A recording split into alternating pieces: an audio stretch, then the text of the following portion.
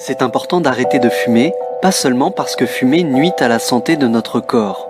Fumer, c'est nuisible aussi pour la santé de notre esprit. En effet, on ne peut pas être heureux tant qu'on est dépendant de quelque chose, tant qu'on est prisonnier d'une habitude. Alors, comment arrêter de fumer? C'est ce que je vais expliquer dans ce nouvel épisode du Pays sans chemin. Générique.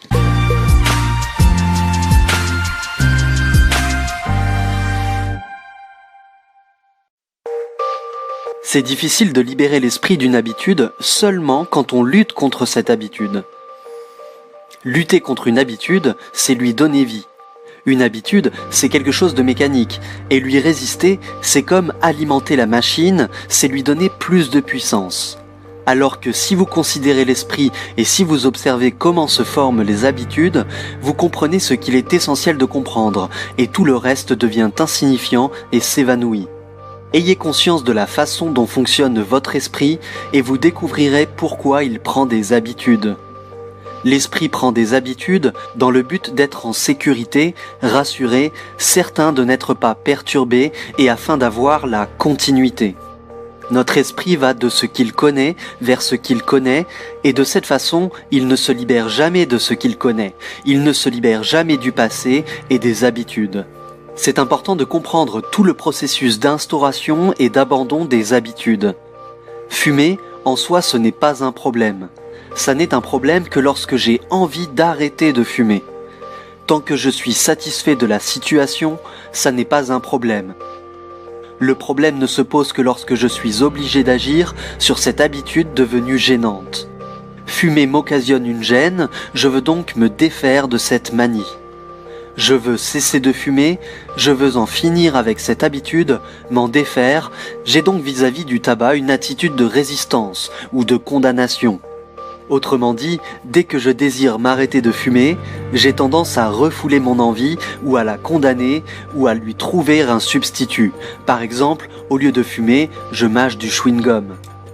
Donc, est-ce que je peux regarder ce problème sans condamnation, sans justification, ni répression, ni rejet ? Essayez d'en faire l'expérience maintenant, pendant que vous regardez cette vidéo, et vous verrez à quel point c'est difficile de s'empêcher de rejeter ou d'admettre une situation.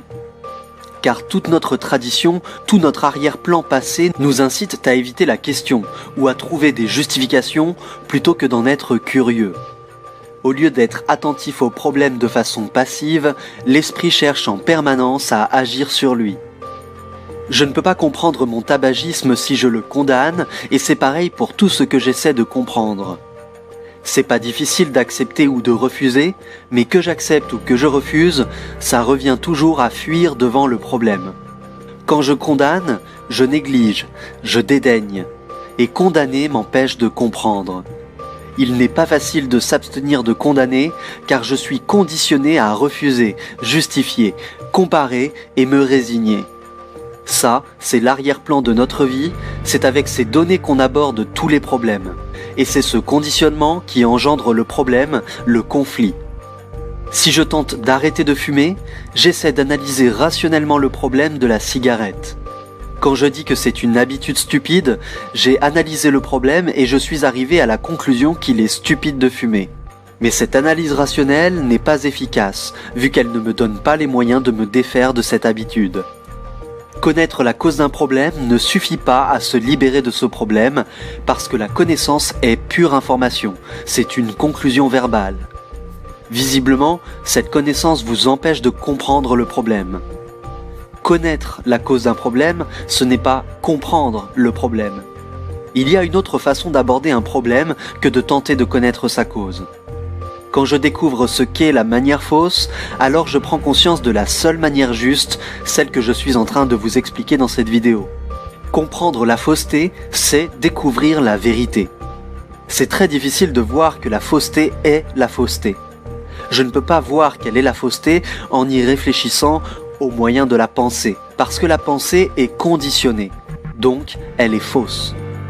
La pensée est le produit du passé, elle est le produit de l'expérience, et l'expérience est toujours du passé.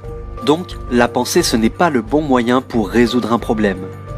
Pour voir que le faux est faux, la pensée doit réaliser qu'elle est elle-même un processus mort.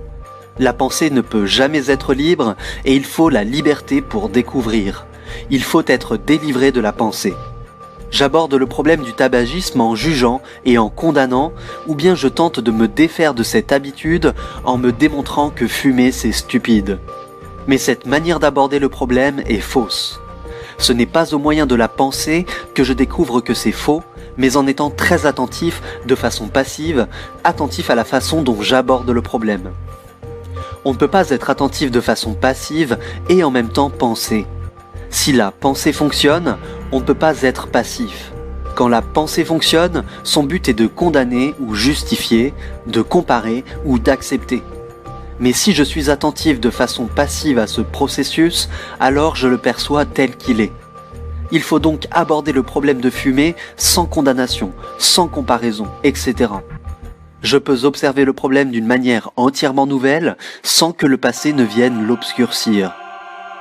Mais c'est très difficile de considérer le problème sans aucune réaction. On dirait qu'on est incapable d'en avoir conscience d'une manière passive, il y a toujours une réponse qui remonte du passé. On est incapable d'observer le problème comme s'il était entièrement nouveau. On emporte partout avec nous nos efforts passés, toutes nos conclusions et nos intentions antérieures. On ne peut considérer le problème qu'à travers ces écrans. Un problème est toujours neuf, mais on l'aborde avec de vieilles formules qui nous empêchent de le comprendre. On doit observer passivement ces réponses, avoir simplement conscience d'elles de façon passive et voir qu'elles ne peuvent pas résoudre le problème. Le problème est réel, mais notre façon de l'aborder est absolument inadéquate. La réponse inadéquate à ce qui est provoque le conflit, et le conflit est le véritable problème. Si vous comprenez tout ça, alors vous verrez que vous agirez de la bonne façon pour ce qui est de fumer. C'est terrible d'être esclave de quelque chose. Pourquoi vous habituer à quoi que ce soit? Pourquoi tomber dans une habitude, sachant que toute habitude vous rend insensible? Dès l'instant où l'esprit s'habitue à quelque chose, il commence à fonctionner de façon routinière, il s'abêtit, il cesse d'être vulnérable. Il perd cette sensibilité qui est nécessaire pour découvrir ce qu'est l'immensité, ce qu'est la beauté, ce qu'est l'amour. Le désir de fumer disparaît dès que je comprends le problème du tabagisme, des habitudes, des sensations, des exigences psychologiques, etc. Cette compréhension totale est possible parce qu'on peut développer notre intelligence rien qu'en lui permettant de fonctionner. Et elle ne fonctionne pas tant qu'on remplace une habitude par une autre. Cette substitution, c'est une façon de se soudoyer soi-même. On s'offre la tentation de faire une chose plutôt qu'une autre. C'est important de découvrir pourquoi vous vivez dans un monde d'habitudes et d'en être conscient, d'être conscient de vos traditions. Si vous n'en êtes pas complètement conscient, vous ne comprendrez pas la tradition, l'habitude, la routine, alors forcément elles interviendront, elles percuteront l'objet que vous essayez de regarder. Vivre dans nos habitudes, c'est facile, mais rompre avec elles implique beaucoup de choses. Je pourrais perdre ma situation. Quand j'essaie de briser ces habitudes, j'ai peur, parce que vivre dans l'habitude donne un sentiment de sécurité, de certitude, parce qu'autour de moi, tout le monde fait pareil. C'est un fait que vous êtes le monde. Donc, vous portez la responsabilité de changer le monde. Ça veut dire qu'on porte la pleine responsabilité de notre façon de vivre tous les jours.